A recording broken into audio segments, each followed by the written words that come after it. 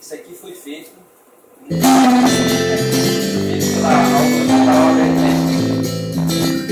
cinco maiores. E eu soubesse que eu ia morrer sem ajudar alguém que eu podia ter ajudado, eu acho que eu vou morrer bem arrependida. Acho que já fui injusto, sim. Entende? E não gostaria de ser novamente antes da minha ida.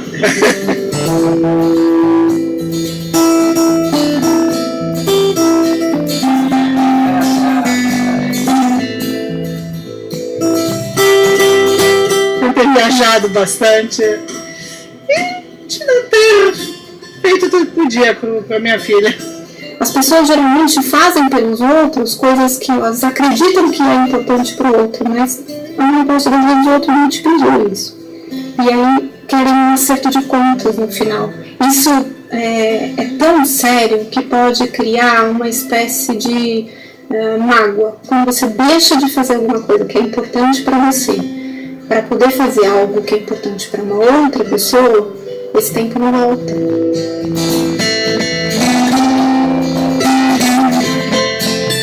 Dava muita atenção ao serviço e a família não. Se você teve um trabalho na sua vida que te enriqueceu, que te transformou, que fez sua vida melhor, tanto do ponto de vista material como ser humano, essa cobrança normalmente acontece. Mas se o trabalho é um peso, você pôs um tempo nele que te falta agora no fim da vida, certamente vai causar arrependimento.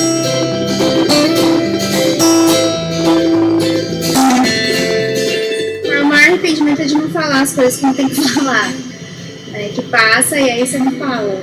Com familiares a gente costuma às vezes analisar ou criticar, ser injusto. Eu gostaria de não ser. Essa é uma das coisas mais bonitas que acontecem no fim da vida. A gente perde a nossa capacidade de fingir. Nessa hora bate aquela coisa, puxa, se eu tivesse dito que eu amava.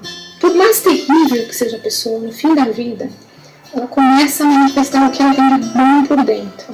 E esse bom por dentro é demonstrar afeto.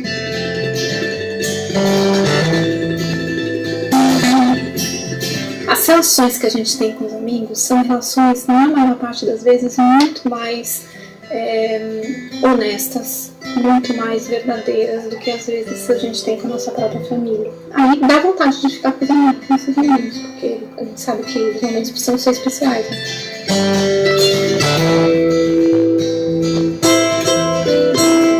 Tem que fazer as coisas para não me arrepender. Na verdade, o meu objetivo de vida é esse. Esse arrependimento é, na verdade, um resumo de todos os outros. Se tivesse seguido a intuição, seguido o coração, senão talvez não tivesse ido para esse caminho. E aí você teria sido mais feliz. Esses 5 arrependimentos, eles são um grande paradigma de um ser humano. Essas escolhas que ele vai fazendo durante a vida, que em algum momento ele vai ter que parar e olhar para trás e ver se valeu a pena. Para o momento de hoje, se a gente não está doente, e de repente dá uma vontade louca de ler essa entrevista ou ouvir esse papo, termina isso e faz o melhor que você puder. Gente,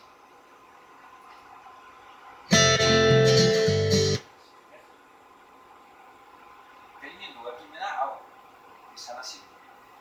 Numa questão seguinte: vivam essa reencarnação da melhor maneira possível.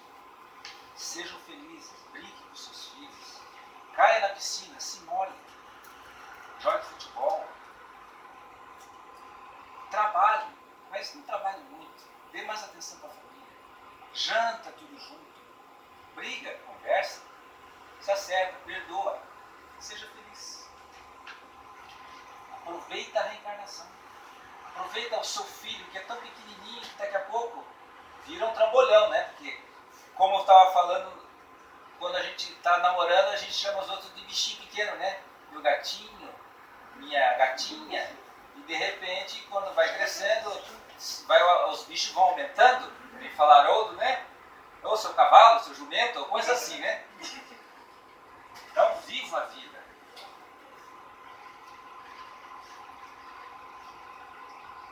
Mais um tema? Calma, filho. O que nós temos aqui? Origem e natureza dos espíritos. Na pesquisa da origem da vida, aí nós estamos falando ainda de matéria, de biologia, oferece-nos um vasto campo de estudo através de várias hipóteses. Olha só, estamos falando de hipóteses. Tá? Estudaremos aqui aquela ensinada pelos espíritos superiores, que é quase o consenso geral da ciência oficial. Quase o consenso da ciência oficial. Procurando fixar ideias seguras acerca do corpo espiritual, então nós temos corpo material e temos corpo espiritual, será preciso remontarmos de algum modo aos primórdios da vida terrena, quando mal cessaram as convulsões telúricas pelas quais os ministros angélicos da sabedoria divina, com supervisão do Cristo de Deus, lançaram os fundamentos da vida no corpo psicótico do planeta.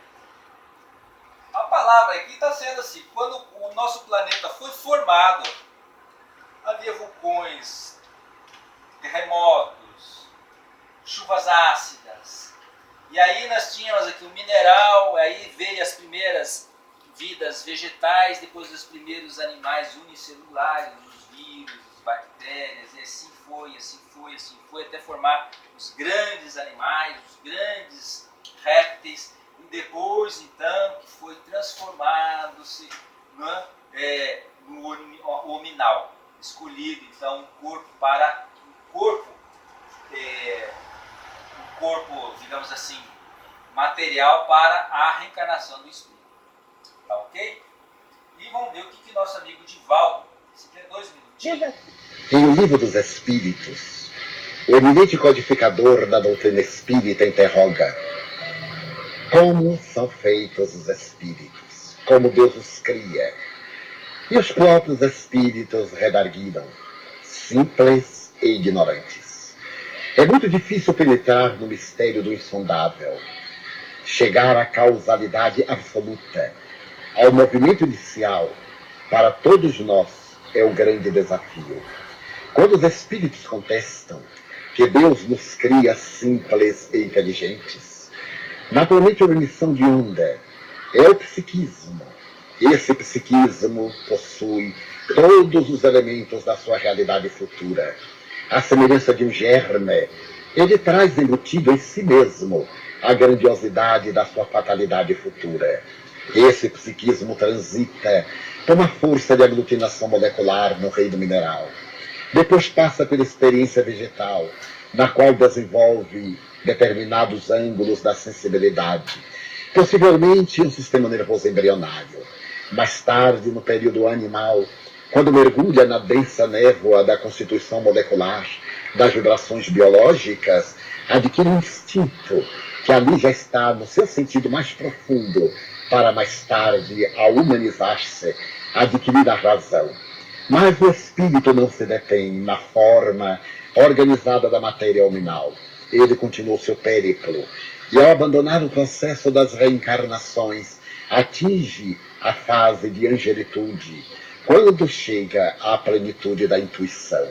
É naturalmente uma marcha inexorável, que demanda a perfeição. Também uma das grandes proposituras que nos escapam. Assim Deus cria os espíritos. A organização da família. Aí ele vai falar de outra coisa, mas isso aqui está o suficiente. A natureza dos espíritos é algo do qual pouco nada sabemos. A pergunta 82 do Livro dos Espíritos sobre a imaterialidade dos espíritos assim diz: o espírito é imaterial. Imaterial não é bem o termo, incorpóreo seria mais exato, pois deve entender que, sendo uma criação, o espírito há de ser alguma coisa. É matéria quintessenciada. É uma matéria que nós ainda não conseguimos entender, mas sem analogia para vós outros. É tão etérea que escapa inteiramente ao alcance dos vossos sentidos. Então, ela é tão etérea que ela acaba ao alcance dos nossos sentidos maquinários, inclusive, que é feito de matéria. Então, nós temos aí a explicação do que nós falamos aqui da quintessência, né? E que a matéria não pode realmente acusar o espírito. Mas, essa médium aqui, 13 anos, tá? criança, né? 13 anos. Ela chegou com o William Crookes, bateu na porta do William. Seu William Crookes, eu sou médium e estou à sua disposição, juntamente com o espírito de Kate King, e o senhor fazer todas as experiências que forem possíveis. Então ela se dispôs a fazer essas experiências. E ele então falou assim, então tem que ser na minha casa. Preparou o laboratório dele na casa dele, reuniu seus alunos e vários outros colegas e começou então a fazer as experiências com a jovem de 13 anos, essa médium.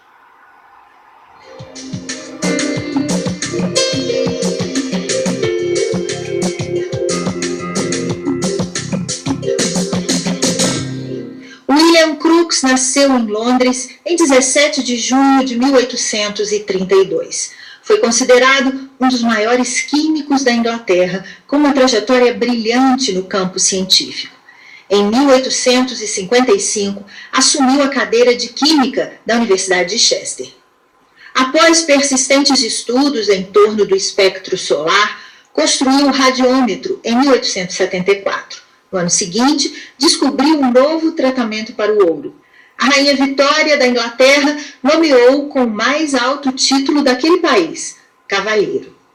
Com a fibra de investigador, William Crookes passou a pesquisar os fenômenos mediúnicos, a princípio para desmascarar as fraudes que ele acreditava existir na prática da mediunidade. As mais notáveis experiências mediúnicas foram realizadas através da médium Florence Cook, quando obteve as materializações do espírito que dava o nome de Kate King. Este fato abalou o mundo científico da época. No dia 22 de abril de 1872, aconteceu pela primeira vez a materialização do espírito Kate King, estando presente na sessão a mãe, alguns irmãos da médium e sua criada. Após várias sessões nas quais o espírito Kate King se manifestava com incrível regularidade, a senhorita Florence afirmou a William Crookes que estava decidida a submeter-se a todo gênero de investigações. Na sua obra Fatos Espíritas, William Crookes faz um relato detalhado de todas as experiências de materialização realizadas com o espírito Kate King. Essas experiências não deixam dúvida quanto ao poder extraordinário do espírito de assumir uma forma utilizando-se da matéria física. William Crookes penetrou o campo das investigações com o intuito de desmascarar e encontrar fraudes. Entretanto, quando constatou que os casos eram verídicos, ele rendeu-se à evidência, curvou-se diante da verdade, tornou-se espírita convicto e afirmou: não digo que isto é possível, digo que isto é real.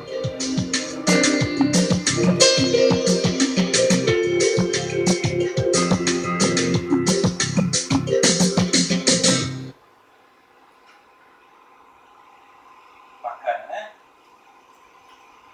Então, o que nós temos aqui? Quase terminando aqui. Nós temos uma percepção daqui de que nós começamos no mineral, passamos pelo vegetal, passamos pelo animal e vamos para o hominal. Só que daqui é uma outra caminhada. Daqui até aqui são milhões de anos. E daqui, quando nós se tornamos homens, a nossa jornada na reencarnação ela começa. Então o que nós temos aqui?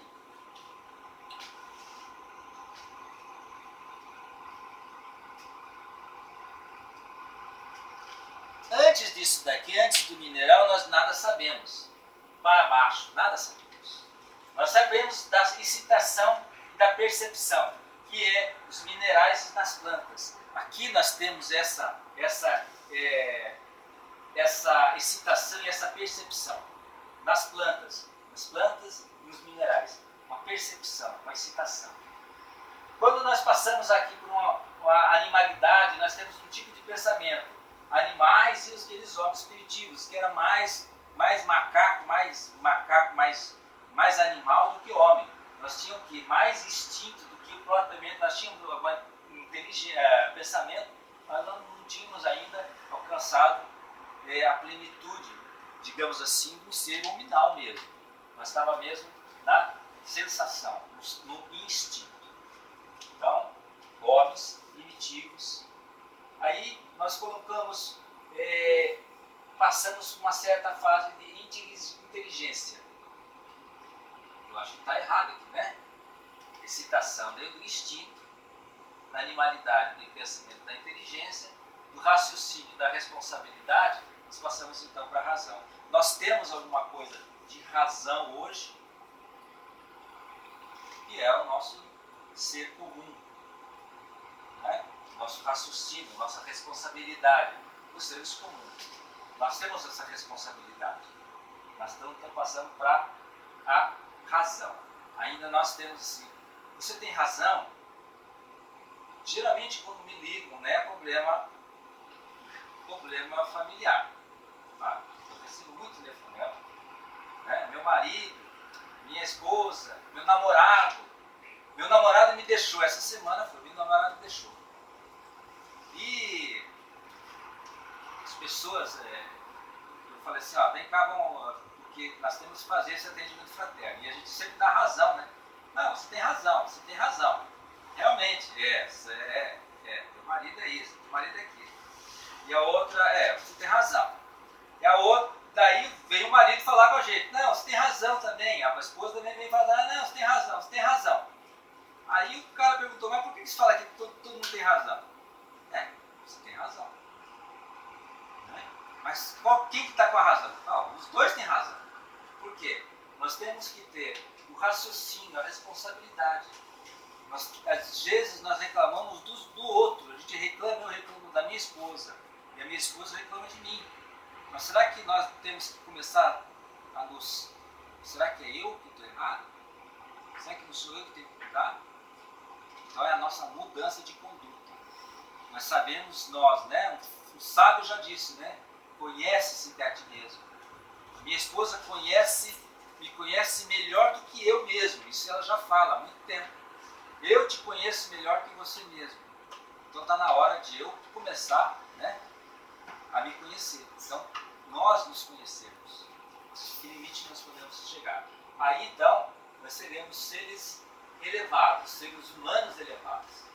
Nós temos, então, discernimento, a sublimação. Nós caminhamos ainda para a humanidade.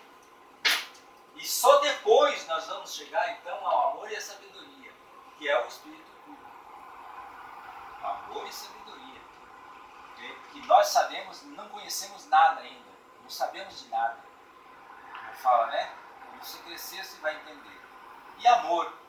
Jesus fala, ama. Há 2000 anos, ele está falando, ama. Ama você e ama teu próximo. Ama você como eu vos amei. Dando como exemplo ele.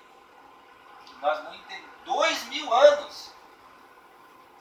E as pessoas procuram igrejas, procuram templos do Salomão, lá não sei das quantas, em busca do quê?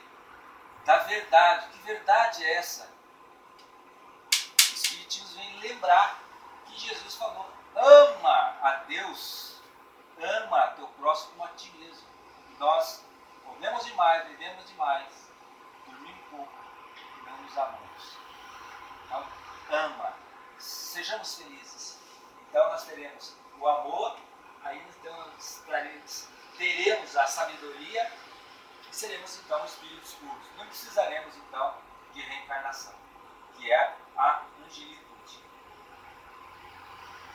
E para cima depois não sabemos. Deus nos fez simples e ignorantes, e essa evolução nós temos que seguir, porque Jesus, né? Eu sou a luz, eu sou o pão.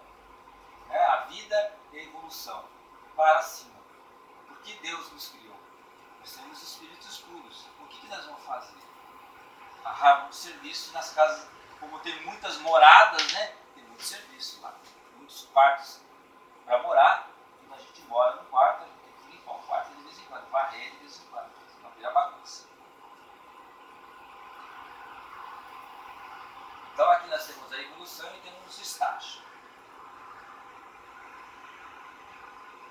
E falando em estágio, nós temos aqui voltando a falar do espírito, né, nós temos o corpo físico e temos o perispírito. É como uma fruta, né? Então, a semente, né, o germe é um espírito. O perisperma, que é o perispírito, que é depois da semente. E a casca, é o corpo físico, casca grossa. Isso aqui é coisa de criança, né? Evangelização infantil. É isso aí. Então nós vamos entender mais ou menos isso aqui.